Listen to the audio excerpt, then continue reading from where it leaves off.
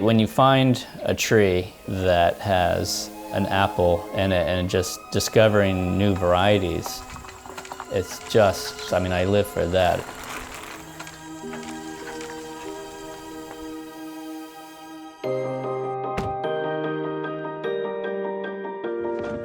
I'm Andy Brennan. My wife and I, we go around our town and we forage for wild apples.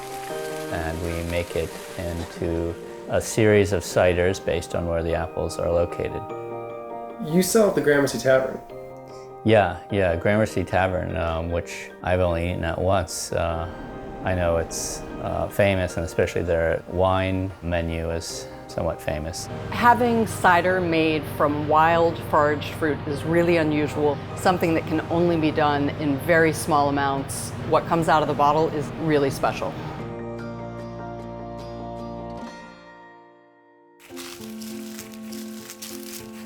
We go out into the woods. We go to places where apples are not at all influenced by human cultivation. We're searching the woods, and sometimes it's difficult to find the trees. And if the light doesn't hit the silver in the trunk just right, you may not even know it's an apple tree. You're in luck when you find not just one or two, but a whole forest of trees, which sometimes does exist.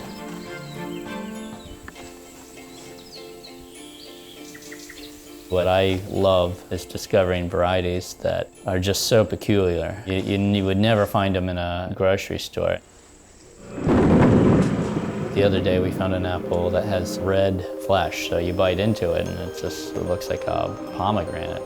They're telling us, press us. It takes about 4 hours to grind and press enough juice to fill a barrel. Think of those barrels as bears. It's hibernating.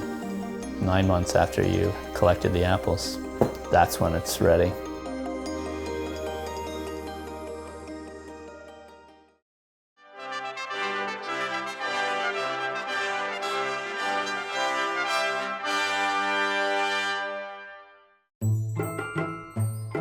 These Santas are all really kids at heart.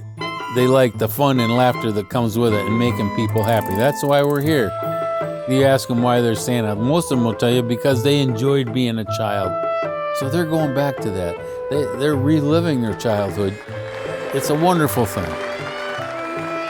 Welcome everyone to the Charles W. Howard 80th Anniversary Santa Claus School.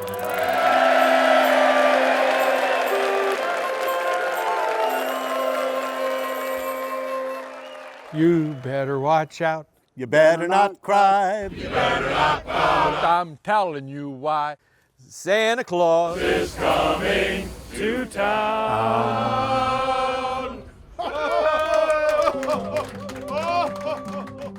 My name's Tom Valent. I'm the Dean of the Charles W. Howard Santa Claus School in Midland, Michigan.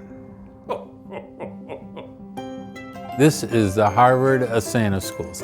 It's the oldest running Santa Claus school in the world. It was started by Charlie Howard in 1937.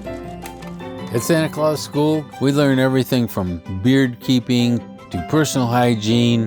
What we're gonna do, we're gonna start with the base, same over here, to toy making, to what it feels like to ride on the Polar Express, to flying the sleigh. To not be afraid of dance. Santa has to be healthy. He's a healthy outdoorsman. If you're not healthy, you're gonna drift off, you're not gonna pay attention.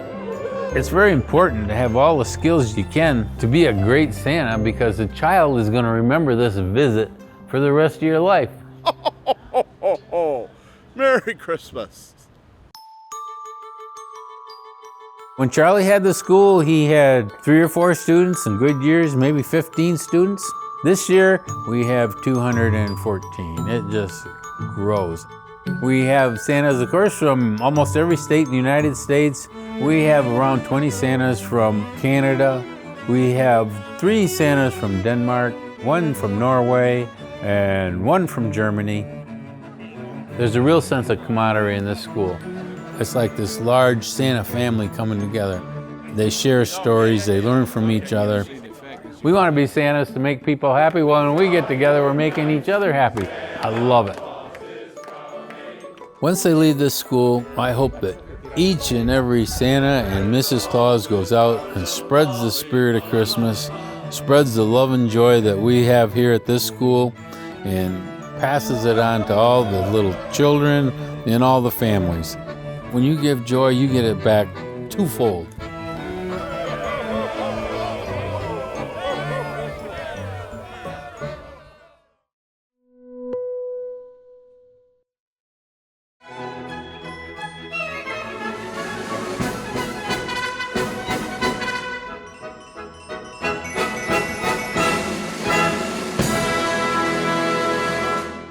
So, we got you something.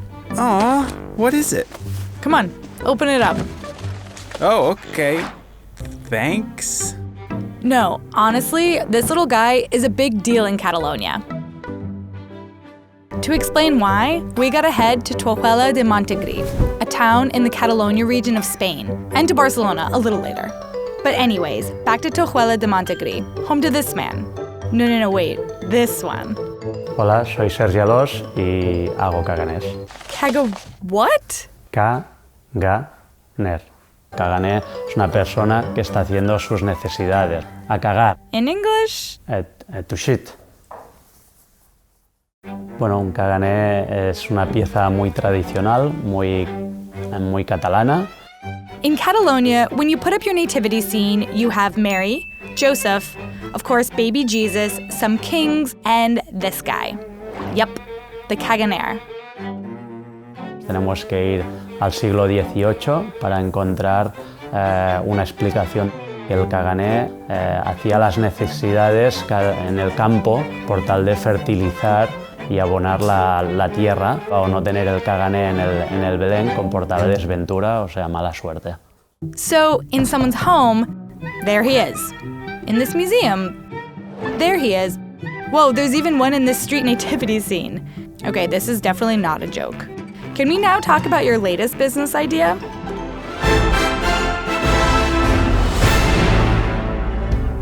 Este es Marc, mi hermano, y está en Barcelona vendiendo ya todos los caganés. Desde que le pusimos cara a nuestros personajes, ¿no? Con políticos, futbolistas, gente de la cultura, la demanda de cagané nos fue subiendo. Al principio es un poco de incredulidad, ¿no? De ¿qué es esto, no? Y después cuando leen un poquito la tradición, pues ya se lo miran de otra manera. Hay mucha gente que viene a comprar la colección y dice, mira, es que tengo un sitio en la pared del lavabo y que cuando voy me quiero sentir acompañado, ¿no? Y se lo ponen en el lavabo. See? There you go.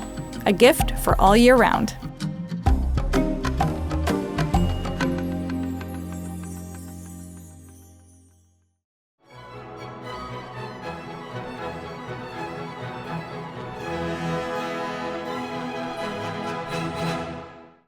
Everybody knows jolly old Saint Nick.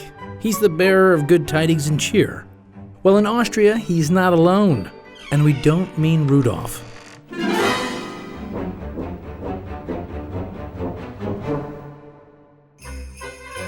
These are Krampus, a sort of monster that travels with Saint Nick. They scare away bad spirits and look for naughty kids to punish, making Christmas a whole lot scarier. People in Europe have been welcoming the Christmas season by dressing as Krampus for hundreds of years. I am Ralf Herzog, and I am the oldest Krampus here in town, Altenmarkt. On the 5th of December, we came to the childs in their homes, and the good one gets some sweets from the Nicolo, and the bad ones get hit with the whip from the Krampus.